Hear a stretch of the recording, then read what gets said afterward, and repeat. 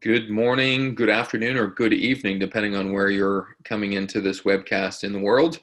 We're excited to be starting season number 2 on Futureproofing Now. Similar to Netflix, I guess we've been re-up for another year, Andrea.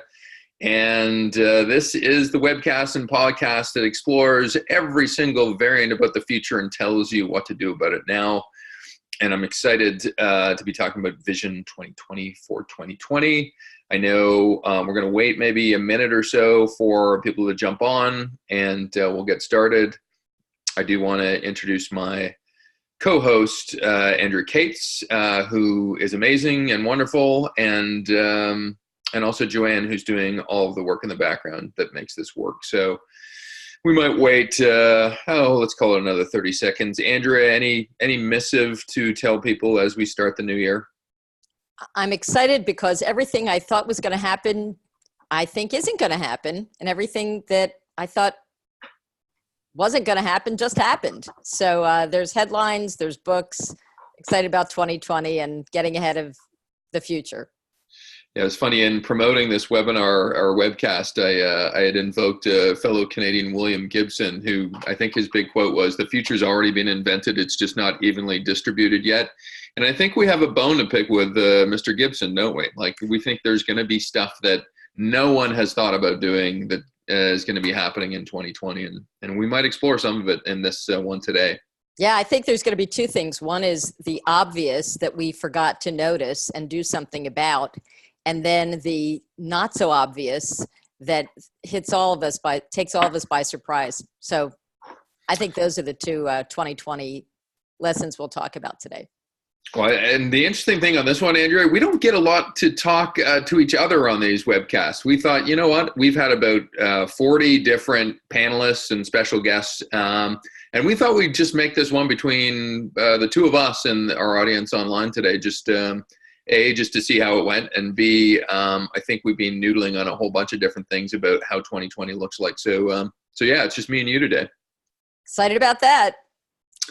2020 focus, eye test. Hopefully your eyes are not failing enough to get the message at the bottom. I guess not even close. We're going to cover off 4 parts today. We've got something what we're calling METADRIVERs. I think there's 5 different types of behaviors and perspectives that is really going to drive decision makers this year. We've got a simple kitchen science personal change readiness test that we want you to take with us today. I think myself and Andrea will go through it and see what our point total out of 100 is going to be. I've looked at what we've posted over the last month on Futureproofing Next and taken the top 5 articles that got the most hits. And so we're going to talk about those things. And as well, some of you may be intrigued because I think we promoted that we're going to expose it on this webinar. We have what's called the Changemakers Bookshelf, where we're going to take the 99 books that, we're all about change, but there are books that have changed us. And so we've nominated our 99 books. And I'll be interested to share that with you as well. So METADRIVERs, Andrea, thoughts ahead of time in terms of just, January 1 is almost an artificial touchstone in terms of when you go into another year. It's actually, a lot of people in my world think September 1 is actually the adjustment period where people go back to work and school and what have you. But any kind of just overall thoughts as we look at 2020? You've got an election year in the U.S., so I'm not going to cover that one as a Canadian, but you got a whole bunch of different change going on. Any things that you look at and go, wow, this will have a much greater role to play in 2020? To me, one of the big things is the people, every place I go to lately, they're talking about humans, whether it's this kind of corny approach where you're saying, well, we're not employees, we're people, or the fact that the workforce, we've talked about a lot, youth and not so youth and global differences. And so one of the things that I think is really important about this year is places where we can learn from each other on a global basis, and places where we can accelerate change by seeing across the outside of our 4 walls. I think those are really going to be the most important things for us to train ourselves to do. I love it. So we've identified kind of 5 big headlines, big one-worders, I guess, if you will, in terms of what I think we collectively thought was going to be a big part of 2020. And the interesting thing is most trend experts come out and say, we have ascertained what the future is going to look like. I think part of the future is knowing that it's going to be so very unpredictable, right? And I've got an example here. I'm going to use a sports example. So I'm not even too sure if I'm going to tune you out or not here, Andrea. But I thought I was going to do the sports example, Sean. I thought this was mine.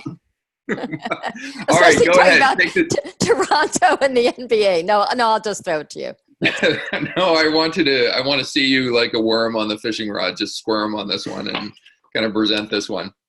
Nothing? Yeah, no, I don't want to go there. I know one time there was a person who was a great client who asked me if I knew what ID10T was. And it was like this technology conversation. And he said, well, we're going to go into ID10T. And I said, you know what? Let me just tell you right out. I have no idea what that is. And of course, it's IDIOT. So ever since then, I said, I have no idea how I would speak to this slide. So take it, Sean. Well, I mean, I will give you the compliment, though. I think of most people I know, you can probably go ankle deep into many conversations before it starts to get a little bit, perspiring. I remarked the other day, particularly as I watched NFL football on the weekend and looked at the teams that were winning. These were the numbers aside, these cities were if you had put money down in Las Vegas, what was the rank of the team that was expected to win? And so if you look at the 16, I guess what I'll call semifinalists across the 4 big sports in North America, apologies to our European listeners, you look at a very interesting and strange situation that in this world of so much data, and you've probably seen it yourself, Andrea, it's like, sports is swimming with fantasy sports and gambling, and there's so much data. Amidst all of this data, you're looking at a world that is very imperfectly trying to estimate who's going to win. So averagely, you would think, well, there should be a lot of number 1, number 2, number 3 rankings in here. By and large, people miss by a country mile. And it's just, I find it interesting as a touchstone for business at large that, you know what, I think the person that says I'm absolutely right about this in a meeting is the one that you probably have to raise your biggest Spockian eyebrow to, right? I think certainty, and I laugh because myself and Andrea have this affection, but also disdain for TED Talks, at least I do, in terms of just how certain those speakers are about what the future is going to look like. And it's like, I would love somebody in a TED Talk just to go, and I could be wrong. Right. So I don't know, Andrea, just in terms of unpredictability. So one of my favorite books was from Stephen Johnson, who wrote a book, something like Everything That's Good is Bad for You Now, or vice versa. I have it on my bookshelf too. There you go. And it's not one of our bookshelf books, but it's a really important thought, because I remember just a few years ago, we're like, stop your kids from playing video games. It's going to ruin their brains. And we were absolutely sure that was really bad for us. And what I think now, with all the game, basically that's how you learn R, Python, Airtable, anything that's really useful these days. If you didn't have a gaming background, pretty much dead in the water. So everything that we think today is an absolute. It's absolutely important for us to either be isolationists or collaborators. It's really important for us to be A versus B. I think that what we'll learn at the end of this webcast is that the ability to admit that we might be wrong, see the early signs quickly, and turn on a dime is probably the most important emerging skill for all of us to be much better at. And so whereas you and I, of course, are strategists and we look at research and data, I think that the talent that we should think about is everything really bad and good, or is that about to switch? And just to take it into a business forum, I think this was Conference Board's kind of top 10. They just released kind of what the top 10 CEO challenges were for this year. And it was interesting. I think they had about 18 different things they assessed. In the top 10, and certainly on the 1, 2, 3, were things that I don't know if CEOs have a really good understanding of how to predict. You know, if you can predict when the next recession is going to happen, you could make a lot of money in terms of shorting stocks. China, US global trade war seem to be kind of on a little bit of a mercurial kind of slant. You've got an election this year. Cybersecurity, I guarantee you, will be a much bigger headline, even though it was a big one in 2019. And climate change, we've seen what's happened in Australia.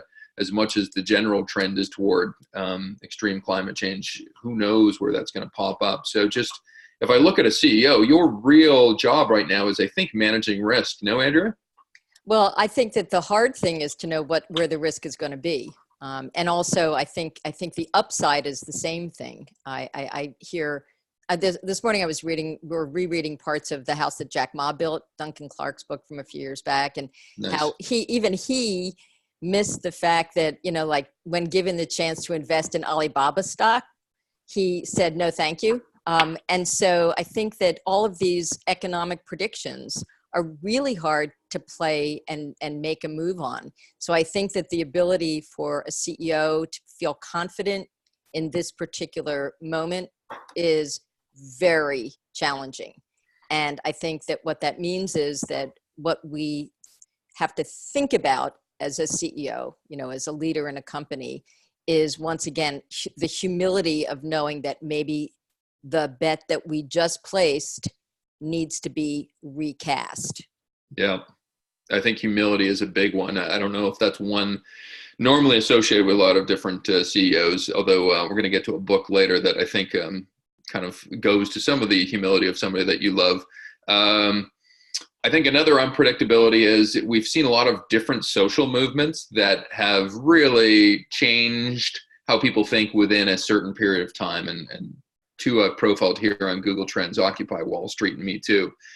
The challenge with social movements and trends is, as we see by these two charts, we kind of lose interest, don't we? You know, a piece of machinery, a financial implement, they tend to be fairly consistent over time, and you can predict and you can kind of do an algorithm to assess how things are going to decline or to increase. But social movements are quite chaotic by their very nature. And the problem in this 24/7 world, and you've got something there that is by one of our friends, they're very chaotic and unpredictable. So impart your Cascades kind of thinking on this. Yeah, so I'm going to jump in. And by the way, these just happen to be things that we admire. We don't get any promotional compensation for this. But Greg Sattel wrote a book that is around some very interesting experience he had with the Orange Revolution. And he talks about what it really takes. And I'll take it to business because we're really not here to talk politics. But the takeaways for businesses, the notion of how you actually build, if we as business leaders are trying to engender others to believe and to support causes and to make change, which is what we know has to happen because status quo isn't going to get us there. As business leaders, we need to figure out what it is that will stick. And so Occupy, Me Too, you know, if they spike and then they go away, what are the ways that the residual impact can still be maintained? And I think that the notion, you know, Greg talks about it, maybe we'll have him on sometime, about, you know, having these keystone projects and having a structure for leading these revolutions within our companies, I think is really important. And in 2020, there's no question that that's going to be important, especially as we try to be acknowledge that these become a flash in the pan, especially with social media. There's a huge spike and then a decline. So what do we do as leaders to make something really important stick? I like your point about residual effects as well, right? Like it really, even though there's this lightning rod moment, it's you know, monitoring and managing these trends is almost like being a nightclub owner, where it's just like, you know, most nightclubs go to business in about 6 or 9 months because people lose interest. But is there something that you can actually galvanize around that is less about the sizzle and more about the substance? Well, and I'll actually add one thing to that, because later we'll talk a little bit about, you know, some of our favorite books. There's one that I really like by Mark Benioff, Trailblazer, and we'll talk about it in the book section. But this notion of, can you sit on the sidelines anymore? So, you know, and the notion of today's leaders is, unfortunately, we can't. And so we have to learn these lessons of this futurability and the ability to lead these movements and to have a new dynamic, not the top-down military mindset, but a new dynamic around, being agents of change. Yeah. The last part about unpredictability, I'm not a regular reader of Treasury and Risk. Trust me, I'm not. But I love the fact that there's somebody that works for the New York Fed who, I don't think their official title is a black swan hunter, but essentially they're part of something called an ACT, which, essentially pokes holes at most of the assumptions that the Fed makes and kind of is there to go, what if this basic assumption that we thought operated this whole entire financial system was wrong? And so, much as military has something, I think they called it in the article, the red team, that kind of pokes at different assumptions that military leaders are making, it comforted me that at least the financial arm of the U.S. was thinking about what could go massively wrong quickly, given what happened in 2008. So any thoughts on this one, Andrea? No, I think that the ability for us to look at data and figure out what to do about it is absolutely impossible these days, because we have more data than we've ever had. We have more ways of lying about things, as we'll talk about in a little bit. And so I actually think that in the old days, I don't know if people remember scenario planning. I remember in the days of Royal Dutch Shell, there was a lot of scenario planning. And then I remember talking to people at Intel and saying, all the scenario planning that you do, and if you still miss an entire, if you decide that you're going to do mobile or not do mobile, you can still see something and make the right or the wrong decision. And so I think I think that we all as a community this year have to think through how to look at anomalies and figure out if they're the early signs of something that's coming or just a blip. And and I think we all have to help each other think that through. So first headline was unpredictability. Second one, I think, and we've really endorsed this for this year to the point where our biggest research project is around the future of work and learning and building new skill sets. But the idea of relearning and generalist skill sets, the day and age of I went to school, I got my degree, and no further shall I take it in terms of my learning are gone. It's gone from how do you fend off automation. I'll share with you a leadership skill set ranking that we had pulled together, and not surprising what happened. Oh, just go back one, Andrew, if you could. Sure. Adaptive intelligence came to the top. Soft skills is what CEOs are really looking for nowadays, which is different than any time in the last 50 years where people were probably looking for kind of, we need you to have these hard technical skills. And if you look at the new C-suite, new roles are being offered up. I'm not a big fan of extending the C-suite, but if you look at where the new roles are ending up, they're being added to address some of the challenges of this relearning and generalist skill set. So any top line thoughts before we get into some of the supporting stuff? Let's dive in. Yeah. Just a little bit busy here, but certainly the top part of this chart looks at what are the things that AI isn't going to automate? And if you look at managing others and applying expertise and the people side of things, very tough to automate. If you look at physical work and data processing, very easy to automate. And so somebody had pulled a list of 7, should say number 6 there, but 7 different skill sets that are going to be really tough over the next decade, 20 years for AI to actually approximate to a human. So I think learning around just some of the softer skill sets that are exposed here is going to be crucially important in the future. We've shared this in a previous webcast, but I thought it important again to actually look at this. We looked at 21 different change leadership skill sets, and what came to the top was adaptive intelligence. So if you look at what future leaders are going to have a real premium for, it's going to be not necessarily what they know, but the ability to learn quickly and actually look at a new situation and learn differently. So, and chime in whenever you want on our stuff, Andrew. I'm good with this. If you look at where CEOs are looking at, I think 77% of them say, look, we are looking for 2 critical skills and we don't know where to find them. And certainly we don't have enough of them in the company. And those are creativity and innovation. But if you look at this gamut of 4 skill sets in the upper right quadrant, you're looking at things that are very soft in nature, that carry a real premium nowadays. So I'll chime in here because just Friday, and we're so lucky because we do projects that bring us into these conversations all the time with leaders. And so just last Friday, I was in a conversation with this global company that has a large presence in Asia. And they're trying to find a CEO of a large, global division. And they were complaining because, and I won't mention which firm, but a large HR firm had just done a profile of what they needed. First of all, that person doesn't exist. And so they know that they'll get a little of this with a little of that, and then have to fire that person and then get another person and sort of have a search replace embedded, because it's impossible to find the person.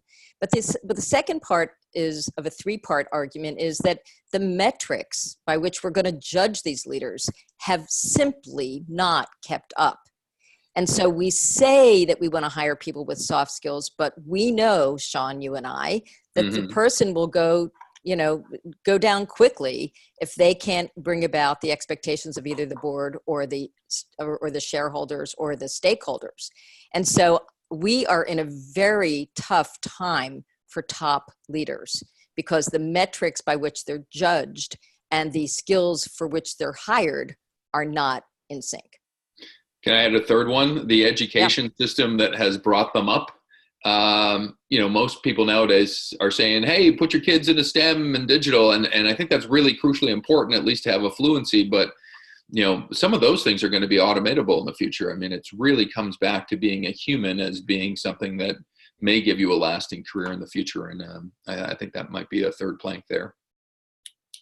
And then finally, if you look at just what are the new C-suite titles that have been added over the last 5 years, innovation, digital, strategy, data to a certain extent, and growth, even ethic. Actually, all of these, when I consider what's missing in a C-suite, it's really trying to get at some of the skill sets that appear to be required company-wide. And we're going to argue, and I hope that Sean and I are in agreement about this. I don't want to put Sean on the spot and suggest that we guess, because in 5 years, when we look at this again, what will the new position be? But we believe that there is a future beyond innovation, and that the downside of the expectations of, say, the chief innovation officer is that the promise of being able to be this nimble unicorn that can figure out across multiple industries and across the globe what to do and how to respond and how to please everybody. That was just an impossible role. And hopefully a lot of us are in the innovation world. But when we say that we think that it's time to move past that, there's a feeling that we're going to keep arguing about. In about 2004, Michael Tushman and Charles O'Reilly had a HBR article around the ambidextrous organization. And it was this notion, in those days it was exploit and explore. It's been updated to think of execute and experiment. And we believe that there's this third capability that needs to be overlaid on all of these C-level people: the risk, the growth, the ethics, the data, the strategy, the digital, and the innovation, which is this idea that there's an ability to respond to what's emerging within each of these, so that when we talk about specialist, generalist, I think that there's going to be blurring between these roles. And I think that if I were going to put my money on anything for 2020, it's going to be a little bit different profile of even, a chief risk officer and a chief innovation officer. I think that they become the same. And I think there'll be a reconfiguration of the C-suite. I agree. X gets the square. I really do think if you become a chief innovation officer, there probably is a role for one, but you should probably only hang out for about 2 years before your job is done. Right? There you go. So I think half the people on the call will now hang up, but all our chief innovation officers for sure. Yeah. All right. So let's keep moving on these. Category definitions are crumbling. I'm going to make a statement here that I think anybody who's chasing market share of whatever particular category are crazy. I know you have to index versus something and tell your manager that you're doing good or bad, but in a world where there's so much category redefining that's going on. It's crazy. Are you a tech company or a media company? We're going to share a couple of charts in a minute about stuff. Genders. I mean, I hate to go like really large on this, but if you look at just male and female, toys, fashion, a whole bunch of different things in society are saying even that definition is getting a little bit murkier. We talked in our last webinar about people like Donald Glover, and just, actors are no longer actors anymore. They have many different things they participate in. And I would argue that for the most part, if you're a product, if you're not in the service business as well, you're probably increasingly becoming irrelevant. So yeah, category definitions are coming down. As evidence, Amazon, look where Amazon participates. Who would have said 5 years ago that Amazon would have been both participating in the #1 gaming channel called Twitch, and also owned one of the best retailers for grocery, Whole Foods? That's a pretty big range there. Well, and I also think it's interesting that one of the #1 things that you and I get asked to do when we work with companies and with teams is what they call Amazonification. How to get the thinking from the siloed mindset and capabilities of a company being able to be market leaders and have market share, as you said. That whole concept is hard for people to do. And it's one of the top things that we're requested to do, which is, can you teach us how to do Amazonification? Or alphabetification if you want. I know it's a little bit meatier in terms of a handle, but certainly if you look at where Google participates and some of its entries into healthcare and finance in the last couple of years, you get a real sense for, okay, if you don't think Google is a threat to your business in most categories, you're probably got the wool firmly ensconced over your eyes. Well, and I'm also I know later we're going to talk books, but there is a book called New to Big, and it's a mindset that David Kidder and Christina Wallace have around letting companies operate like sort of like VCs, and this notion of having a portfolio and zooming out and thinking from a portfolio perspective about what's going to drive value generation and value creation and value delivery over time, like a VC would, is another thing that we get asked to do for companies, right? So if they're really, really good at the current skill set, we joke about, making the spoons, but they can't think about like what should come next after the spoons. Yeah. So it's hard, and no one was really taught that, I think, to your point, the education of training leaders to think this way and do it well. I don't think very many companies can really claim to be an alphabet approach. I mentioned about celebrities, Reese Witherspoon. She produces, she directs, she acts. So my hope is we have general agreement that if you're in a category, it's probably going to be discombobbled over the next couple of years, and it may be called something else. All right, we'll go through the last two. I'll go back. Actually, I skipped that slide too quickly. It's actually something that I think relates to what you said about the generalist versus the specialist, because, and I'm not saying I like or don't like Reese Witherspoon, but I think that there was also an opportunity in the market because there was a confluence of forces. So women wanting to have the voice and the presence in the market in Hollywood, and this notion of being paid equally, and realizing that if you want to have a shift in a market, you need to take leadership and take ownership. And once again, we're not here to talk Hollywood or to talk about Reese Witherspoon necessarily, but the lesson for companies is there are a lot of places where we think, well, someone needs to drive in this area, whether it's sustainability or whether it's being able to have younger workers really want to work with your company, or whatever the issue is. And at a certain point, you realize that we need to stretch this way and be multi-hyphened as corporate leaders. Yeah, I mean, let's not leave it as a celebrity comment, whether you're an entrepreneur or somebody in corporate land. You should be aspiring to have a hyphen in your name. You are an innovator / marketer. You are a finance person / ethicist. Last couple of things. This one, I think, if you were going to have a lightning kind of rod moment in terms of 2020, I think just our ability to trust anything in 2020 is going to come under some level of attack. You're in an election year. Some of the technology that's available to us to actually make some of the stuff happen, it's crazy. And if you look at authoritative sources, there are very few left in the world. And candidly, it's funny how people have invested in technology companies as their authoritative source for information. They're more willing to trust those people than they would a government or a religion or anything that maybe perhaps standardly has been beacons of trust in the past. And I think we will have a lot more cybersecurity issues within 2020. So not to say, have your back up against everything every single day of your life this year, but certainly I think trust is going to come under some scrutiny. So I'm going to say something optimistic. I've been accused many times of being the rational optimist. I always have tons and tons of facts, but my optimism around business is consistent. And there's a company that I love called Soul Machines in Auckland. And they have, a few years ago, they came out with something called Baby X. And we were really lucky to see Mark speak about this and present about it in Lisbon this year. And what I think is interesting about this is that Baby X is a kind of AI-enabled interactive baby and works in real time in a way that's very human. I mean, there's no question. And it, of course, now this technology can inform chatbots.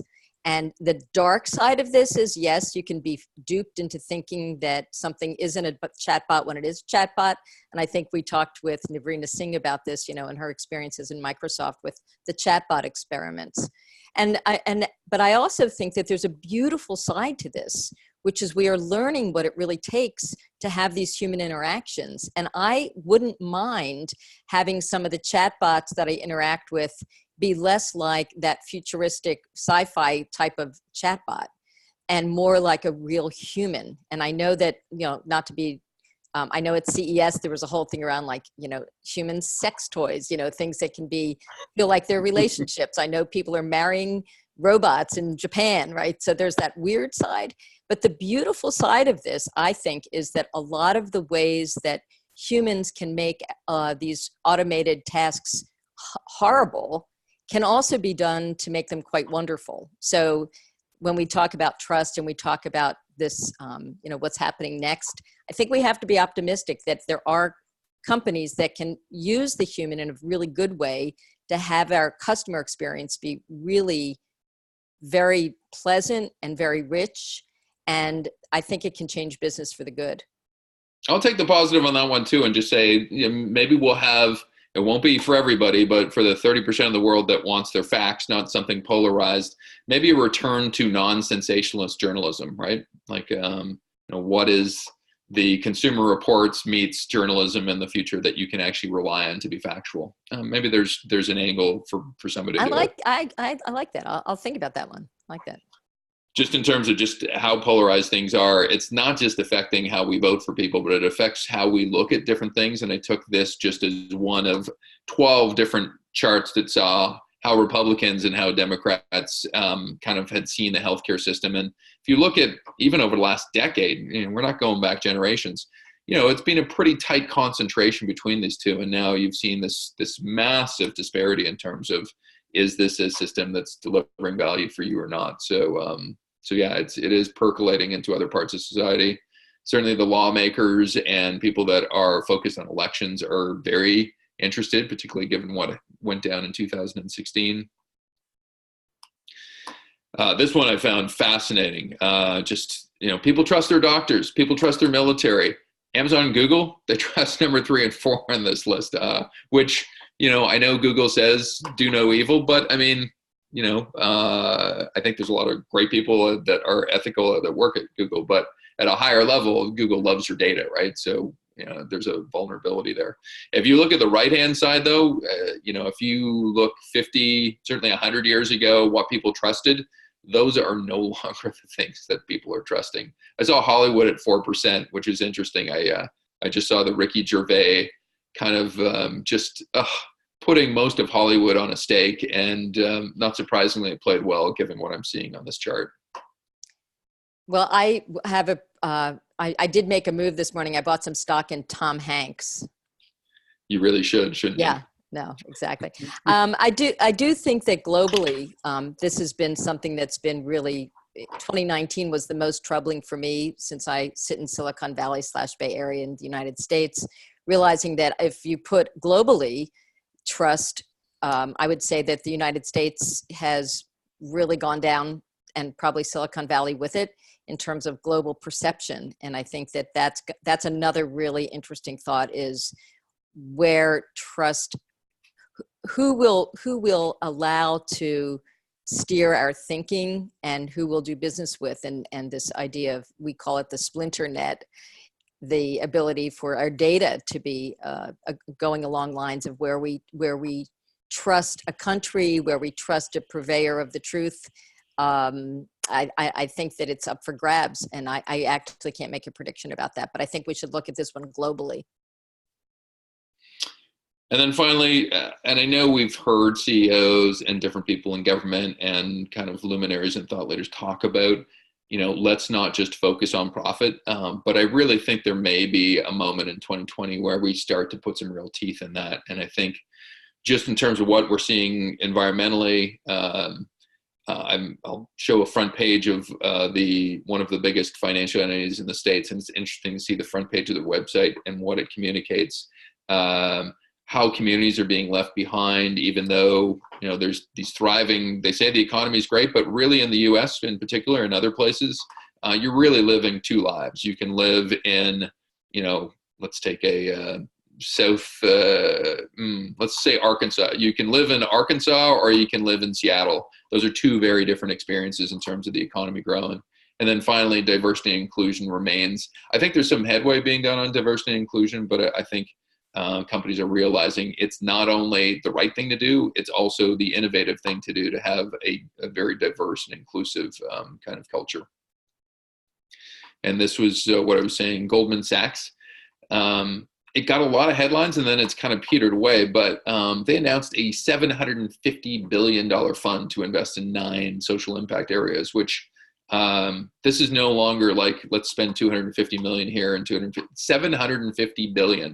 The whole economy of the world, I think, is about, $80 trillion now. So for one company to put that much money into this says there's not only a need to do it societally, but there's also an economic motivation potentially as well. And then in terms of just the environment and what people should be doing, certainly people have seen the weather around them and saying, look, the government has a role to play here. They need to be doing something. And this is across all 3 different political stripes. And that, so hopefully there will be a political will to do something. In terms of reining in big tech, I know you're from Silicon Valley here. There's very few things that you can get a very liberal person and a very conservative person to agree on. Would we agree? This is one of those things that they go, yes, I would strongly support some level of policy breaking up, or at least making a lot more competition within kind of the tech world. I just... So this is one where I'm going to jump in, and you know that I just spent a bunch of time in China last year, and the differences between the United States and China, I think, are really significant. I'm not as familiar with other places in the world with regards to this, but I am really familiar with this issue with regards to business in those 2 regions. And I think it's really a double-edged sword, because you have to trust somebody. And I know that, the same way that we were trying to figure out if monopolies were a good thing or a bad thing. Well, the baby bells and the breakup of all the telecom, I kept thinking that, for instance, I was going to be paying less to watch movies these days. That really didn't pan out. And so there is an argument to be made that breaking up these companies, or, somehow figuring out a way to make, to have more people play in this, is not necessarily going to work. So I guess I'm skeptical about this one. I just don't know that breaking up big tech is the only approach. And by contrast, of course, we know from that other book that we talk about all the time, The Big Nine by Amy Webb, that China has decided to do the opposite, to be extremely explicit, to decide exactly who gets which, Tencent, Alibaba, and the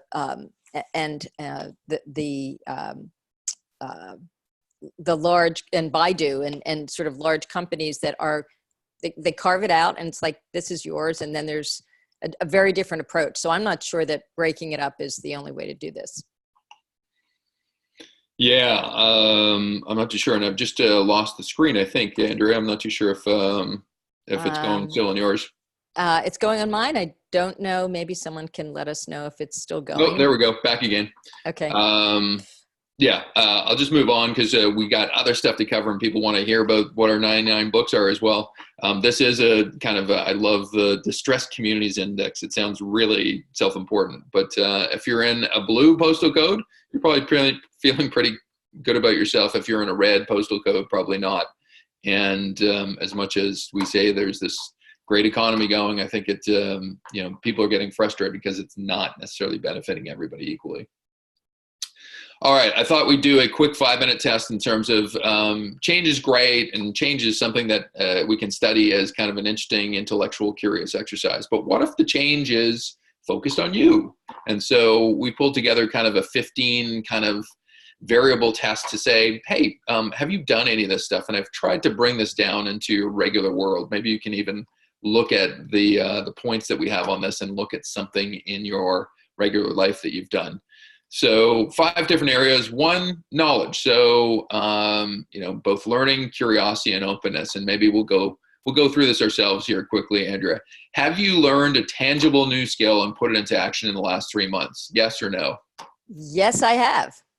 So you would probably have something out of 10 points, probably neighboring in the 8, 9, 10, depending on how. I think that's a 10. The learning thing is always something that I force myself to do, and but that's probably balanced by some of the other elements. So yeah, I'd give myself a 10 on that. Now, I think there's a second piece to that new skill too. Have you put it into action? I know certain friends of mine love doing new things, or at least learning about new things, but never actually implement that thing, right? And I would love to build a log cabin home, but they probably haven't done that yet. Do you have a natural curiosity? And one of my telltale signs for influencers back 15 years ago when I ran a word of mouth company was, when I travel home from work, do I frequently take different routes? So, Andrea? No. So you're always doing the same route because of efficiency? Yeah, it's just like, why change it if it ain't broke? So I am absolutely guilty of this one, and it's consistent on personality tests that I take as well. When I find something that works for me, I don't spend a lot of time doing re-engineering of it. What about you? Restaurants? Given your choice on a Friday night to go out to the same restaurant that you know and love, or a completely new, different restaurant for a different experience, what would you choose? So the actual truth is same. All right. So I've missed you on this one. You would probably rank this in like the 1 to 2 arena, perhaps, but I know you're a curious soul. And then finally, are you not only have an appetite for learning, curiosity, but you're open to actually, have different worldviews on things and be flexible in terms of how you see the world? So I don't know. On something fundamental.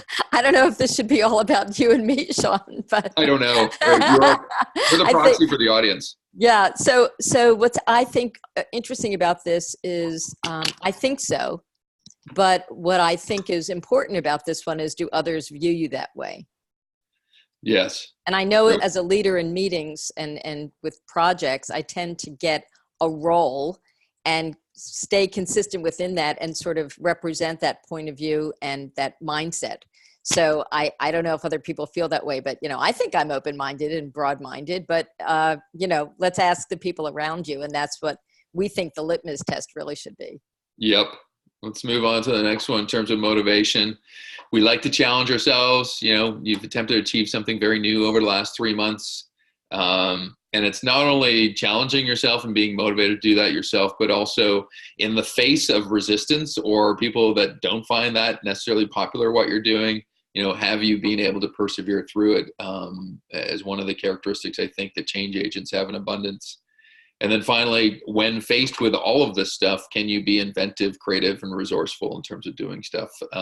So I'll make an observation on this list instead of confession. The observation is, because once again, this is about corporate leadership, that it has a lot to do with what we're going to talk about later. And I know that Ashok Kalamswari from Saxo Bank was on a webcast a few months ago and talked about psychological safety.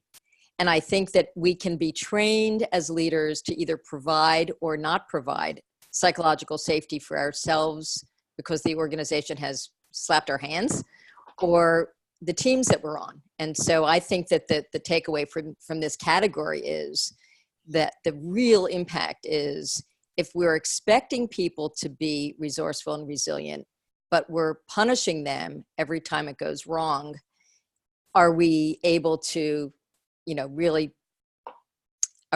really create that psychological safety that we know is important for the change to happen and stick? Yeah, it's an interesting scenario. I do think this is a less explored area of how to get change done, because I think there is the business context and there's the personal context. And a lot of times people will blame the other side. Like, I would be this great if it wasn't for my business. And the business is saying, we'd be better if our people would only do this. And I think there needs to be an integration of the two, I think. So totally agree. I know you'd probably mark yourself high on this, given our book writing and our webcasts together. It's like, we hate when things are slow. We want to move quicker, and do it when we see that the price of failing is higher than the price of change. And so we have this appetite to actually try to improve, and productivity, like being busy and take on difficult and audacious challenges. I know when I worked in a much longer previous life, I worked at an agency where 20 people would be around a table talking about stuff. And you quickly gathered that there was probably 2 or 3 people that were in the urgent, let's do something productive here. And everybody else was kind of bystanders and passengers. So, yeah. Well, I think this gets back to your black swan concept, where there's a need to think fast and think slow here. And certainly be busy, be productive, be agile. But as we know, if you're going really fast in the wrong direction, it's that zooming out moment that can be really important. And I know you and I believe in this notion of this, when people start down a path and you have to take a break and get everyone in the same room and say, we need to revisit what we're seeing. We need to revisit our North Star. We need to state very explicitly as a leadership team what we think our future state should be. And we need to commit to something. And that takes a pause. That means stop being so busy, get out of your office, sit in a different way with the people that you work with, and get out of that productivity mode. So I think that there's a need to think fast and think slow. That's a good point. Risk reward, do you like taking on risk? Do you like to be seen to be different and maybe taking on that risk? And do you have a very high achievement bar? I think in corporate life, we make different risk calculations. Everybody does. And I think the people that are more inclined to take on what I would view as acceptable risk are probably people that should be, advancing and being promoted inside companies. Well, I was thinking about the books we'll talk about later, and if you think about whether it's Jack Ma or Satya Nadella or Mark Benioff or anyone who's viewed as a leader, there's a consistency to their beliefs and principles. And I think that at the end of the day, there is a distrust for people who are viewed as always making change and always being up for anything versus the rudder that's firmly, what the course is. There's resilience around it, but that rudder is set and people understand what a leader stands for, and that teams understand that, once they have the ability to sit in a room and disagree, but get very clear about alignment before they start getting so, busy. I think that a lot of times that's one of the places that innovation gets a bad name, to be honest, is they're viewed as somewhat flash in the pan, right, or bright, shiny object. So I think that perception can actually, even if in our hearts we want to be that person, it can really work against us in corporations. Certainly there's an acceptable band, I think, in corporate life, but outside of that band, either slower or less risky or too much risk and too fast can get you in trouble. I know from that personally. And the last 3, I've called it ESPIRIT, just for lack of a different word. Are you generally optimistic? And we've talked about being a rational optimist, but, are things going to be better, or can you believe that they're better around the corner? Do you have energy to do that? And I have mentioned those words that Ashok had mentioned in previous webcasts, psychological safety. So it's not only your own energy, but providing that energy to other people. And are you people friendly? You Yeah. know, and I guess wine litmus test. Lunch is a horrible thing to waste. Have you invited somebody new to lunch over the last month? I know I have, but I think I dropped into it. I'm not too sure if other people have. So Well, I there's your know, score out of 100. yeah, and I know that we're trying to get to the next topic as well. My final on this is that the reason this is important is that it's been proven that change within an organization absolutely has to involve change within individuals. You know, there's no way to separate them, and I think that's the jury's back. Yeah. And so this is where it's really important for us to do a bit of a reset with ourselves as we're trying to promote some new or novel approaches within our companies, whether it's a business model change or a technology change or any sort of innovation. We're going to go through these real quickly because I think we do want to get to our books. I looked at the top 5 things that the miracle of Bitly is you can actually track when and how many kind of clicks and hits get to. These were the top 5 articles that we had posted over last month. I like Venkat's kind of dissertation here about, you know, everything was disruption. People don't want disruption in their life. People want change. People want effective change. And I think he wrote a pretty compelling article about, you know, I think one of his examples was blockchain. And it's like, can in 2020 we have practical blockchain moments that actually provide some utility as opposed to just, you know, create value for the group of people that got in early, right? We're focusing so much time on the future of work and trying to not leave behind. I think Addie's article here was about just making sure that all of us are participating in this new wave. Rethinking McKinsey. Maybe it plays to our strength here, Andrea, in terms of consultancies are really being scrutinized and being thought of differently. There's some really good language in here about how things used to be for McKinsey and the big consultancies and how things have changed. My only comment here is that the same way that the religion has gone down to a very low percentage in terms of trust, I think that the parallel here is really very obvious. You know, disrupting the management priesthood, we don't trust that anymore, and we know that there's another way. Fascinating article. This personally might have been one of my favorite ones over the last month. The truth about open offices and how they had monitored in this HBR article people and where they spent their time, and do open offices promote kind of the engagement that you might think, because that was, I think, one of the guiding forces for taking down all these walls, and some really interesting fresh reality in terms of what actually happens in open offices and the benefits that aren't necessarily gained by doing it. Well, I'll say something very quick about this, and I know I've spoken about it before, but I've never laughed as hard as when I looked over the shoulder of a client in a large automotive company, and they had supposedly an open office, and on their calendar it said WFC, which meant working from car, because the only way that they could get privacy was to go into their car and get a phone call that was private. So I thought this is pretty ironic. You know, this is stop the madness. And anybody under 40, if they're in an open office environment, what are they doing? They're texting each other like kids at a birthday party. Or they're on the Slack channel. Yeah, totally. Final one, a bit of a selfish, shameless plug, but we spent a lot of time doing an article about generalist versus specialist and exploring it from the mode of innovation. Have a look at it. I think I've come on the side of the fact that generalists will rule the world one day, but maybe not yet. All right.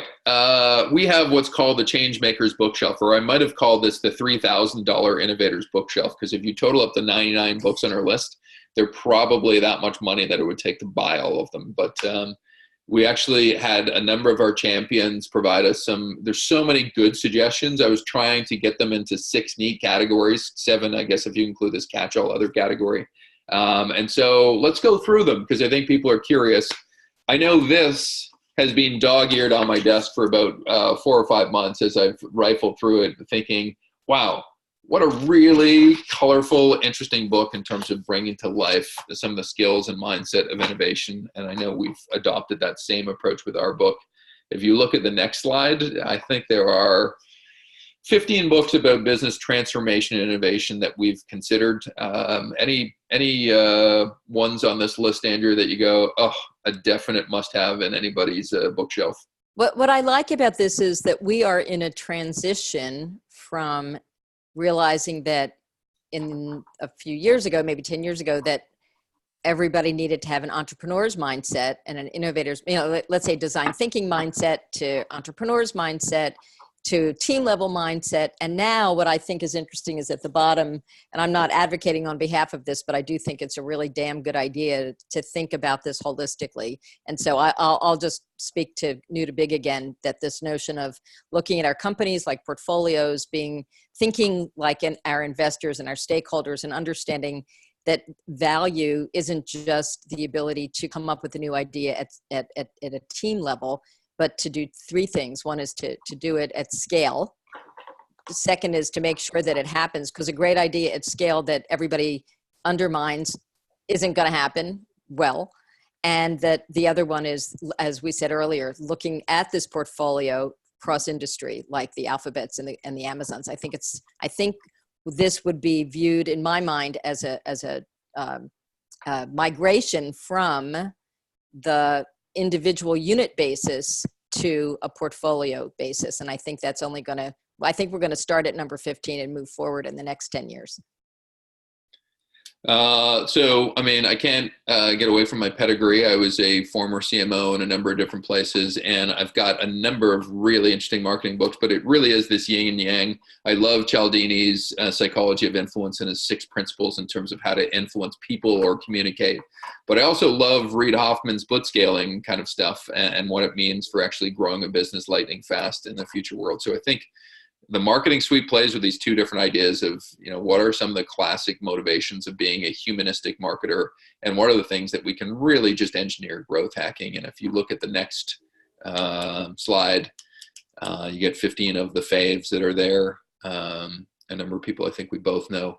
Special mention to my fellow Canadian Malcolm Gladwell in The Tipping Point. I once built an entire business around the notion of his tipping point and the 3 types of people that exist out there. And I'll call out your book, Wikibrands, because I actually think it was pretty visionary. And the notion that a brand was not going to be done from the inside out, but that it was going to be done by a crowd was very important for everyone to start thinking about. I think the next level of this is, now we know that that's been the case, but now with these multiple business models and ways of developing and defining value and crossing over the industry lines, what is a brand going to look like in the next 5 to 10 years? I think that's going to be a really important question. We also love this one. I think it's been one of our models in terms of, as we produce our own book, this one just seems to bring to life a lot of different things in a provocative, design-friendly fashion. Let's look at the follow-up list. Any favorites on this one? Yeah, my favorite, is going to be Creative Construction by Gary Pisano. And the reason that I say that is not only do I think Gary's just a really great thinker, but it's the beginning of the next era. It's a very well-researched and yet optimistic, realistic view of what really happens if a company's in a mindset where they go, well, we're going to have creative destruction, Joseph Schumpeter, 1938. Okay, we're just doomed to failure, versus the truth, which is what Gary Pisano discovered, which is what does it really take to have creative construction? And he talks about, and I've said this many times, how you renovate your kitchen while you're living in your house. So I think that's my favorite on the list. What about you, Sean? Special mention of number 3, Find Your Next. It was done by a very eloquent and interesting person. I believe her name was Andrea Kates. So promoting you on that one. Well, thanks. And what's interesting about that is that it was one of the first thoughts around cross-industry as a big idea. And certainly in the last 9 years, that's come to, fruition. Next thing around business models and ecosystems, this is the new generation of thinking around innovation, right? Like this is starting to get at the innovation plus that we keep talking about.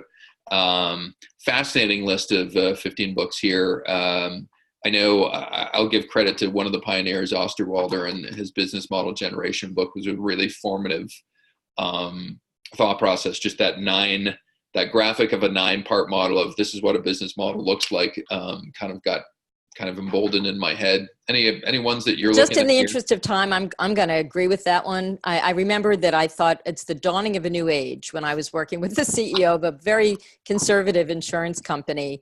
And I walked into the CEO's office and he had that book on his shelf. And it's a book that has pictures and graphics. And I thought, wow, this is a big idea because it's a very different looking book. It was a different way of developing a case study. And I think it was the dawning of a new era. All right. One book that I love, I think it was on a top 3 business book list from last year, Range and Why Generalists Triumph in a Specialized World. Conversely, you're a big fan of Satya Nadella, and his book Hit Refresh is, I think, front and center on your bookshelf. Yeah, I mean, if Satya Nadella is listening, we really want to work with you. There's this notion that a company can change, and we say it, but to actually sit in the driver's seat and do it, I think was challenging, and I think he talks about it well. I think that it did start from inside. So yeah, we're big fans of the approach, and it gives us all hope that no matter how large our company has gotten, hitting refresh, and we call it, being in a state of perpetual refresh, is critical. And we're going to post this entire list of books online. I don't know if people are screen grabbing right now, but certainly we'll be able to do that. One of my faves, Machine Platform Crowd. I mean, I think they've really nailed it in terms of the 3 variables that are playing in our digital future. You had I like Bina's book, Bina Venkataraman, who I was fortunate to be on the same stage with at Aspen Institute a few years ago. Now she's, I think, with the Boston Globe and at MIT. Her view is somewhat in terms of social impact and how communities can take action to make change happen. But I think that the research-based view of leaders anywhere being able to decide that you need to do it differently. Her ways of looking at this and the sort of falling in, looking at options other than scenario planning of how to make change happen. I think she did a really great job of documenting. And here's a set of 15 different books about futures, trends, and emerging techs. And we've just mentioned 2 of them that we thought were high value. And the last set, I had a tough time classifying any of these books because they fall into either a general or classics category. To this day, I think Moneyball should have won the Academy Award in the year that it had, but also it's not a book about baseball. It's such a book about looking at a different situation and looking at completely different than the 29 other kind of entities within your industry. You had Playing to Win, which is interesting. I've met A.G. Lafley before, a brilliant man. You have that on your list. Yeah, and I think A.G. Lafley and Roger Martin, you have to figure out where to play and how to win. And I just think it's simply stated, changed the course of thinking in a lot of corporate and with a lot of teams. So I think it's well done. I think it's simple to read and important. And what book list isn't complete without Dr. Seuss? I think Green Eggs and Ham has a lot to point to in terms of accepting something that you at the outset probably didn't like too much. I do not like Green Eggs and Ham. I do not like Sam I Am. Oh, such great language. Well, and I read Daniel Pink's comment about the New York City Library, the books that were checked out most often, and most of them were children's books. It was pretty interesting, And a few of the other 10 classics or general ones that were really tough to actually put onto a one or another category.